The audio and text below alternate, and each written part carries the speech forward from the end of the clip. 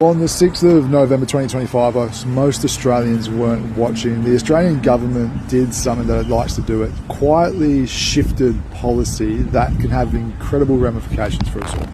Parliament quietly handed a single unelected public service the authority to force private companies to hand over your health data.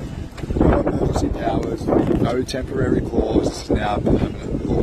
On the 1st of January 2026, the Director General of the Australian CDC can write to any private lab, clinic, insurer, gym, app or health tech platform and demand the exact data that they want. Now, if that company refuses, without a reason the Director General personally accepts, so the same person writing the rules and making the demands has to accept the reason to say no, they can be hit with a $18,800 civil penalty.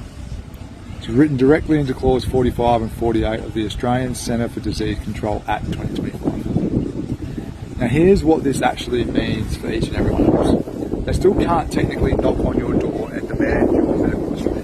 You cannot be fined for saying no to handing over your own personal data records. But if your information sits inside a company, even if you've already told them never to share my data or never share your data, that consent can now be overridden by one official if they decide it's reasonably necessary for public health. So your no can now be replaced with their yes. And the part that matters most in this is you didn't elect this person. You've had no say in this person having this authority over your life. And there's no democratic mechanism to stop one of their directions before it happens. Everything is done retrospectively. So let's zoom out a little bit from this. This isn't about creating fear, it's not about left or right. It's about recognising a structural shift of power away from the individual and towards a centralised gatekeeper and choosing how you respond. And as always, we like to respond from empowerment rather than panic.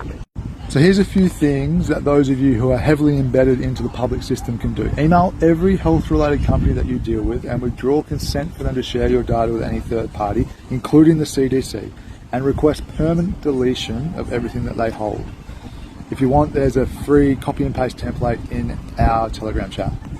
Step 2, log into your My Health record if you have one, and either lock every access control to maximum restriction or delete the record permanently.